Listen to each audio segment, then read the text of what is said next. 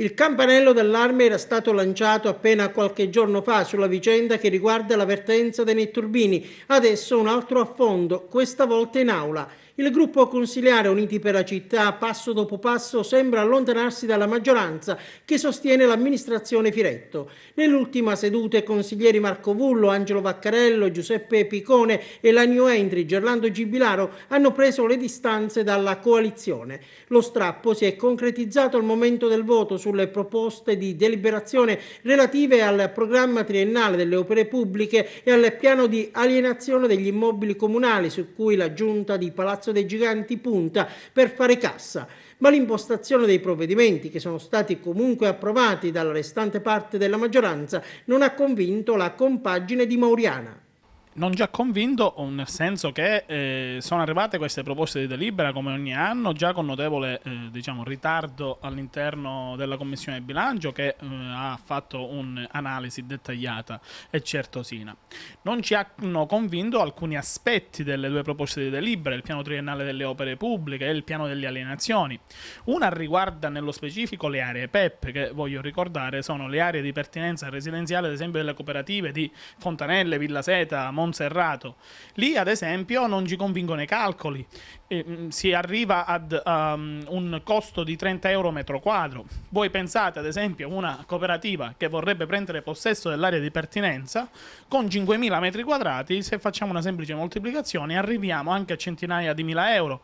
Pensate voi, in un momento di assoluta crisi dove la gente oggi forse non riesce nemmeno a pagare più la Tasi, la Tari e l'acqua, andiamo noi a chiedergli un costo eccessivo per la gestione dell'area. Bene, vanno riviste, vanno ribassate, va messo il cittadino nella condizione di acquisire e anche rateizzare, perché no? È quella ad esempio la proposta che arriva dal gruppo Uniti per la città.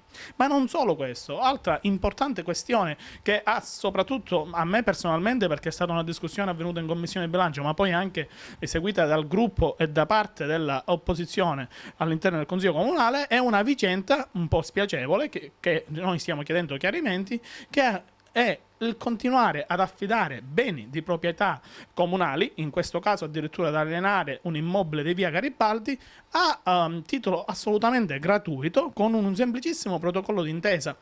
Ecco, qui bisogna stare attenti. Io voglio ricordare alla città che qualche giorno addietro abbiamo parlato di Boccone del Povero, abbiamo parlato di Santa Marta, dove lì c'erano accomodati a titolo gratuito dei beni del comune di Agrigento che non erano messi a reddito. Quell'immobile va rivisto, noi dobbiamo dare qualcosa, lo dobbiamo dare con i principi della trasparenza e della correttezza. Non è possibile continuare con questi termini.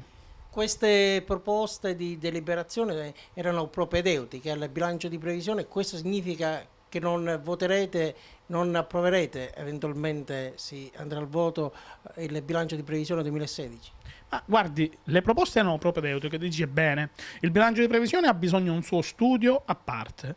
Questo non vuol dire che noi non lo voteremo. Noi siamo una compagine di maggioranza di questo governo, lo voglio ricordare, ma non è una maggioranza cieca e sorda, è una maggioranza che cerca di fare bene il proprio dovere all'interno dell'Aula e all'interno degli organismi comunali. Valuteremo attentamente nel dettaglio di questo bilancio se ci saranno le condizioni per poter dare un voto favorevole o un voto contrario. Questa frattura potrà avere delle ripercussioni dal punto di vista politico. Voi in giunta avete un assessore? Ma guardi, avere un assessore in giunta o fare parte di una maggioranza non vuol dire, come dicevo poc'anzi, essere ciechi e sordi. Noi dobbiamo fare gli interessi della collettività e su questo ci baseremo.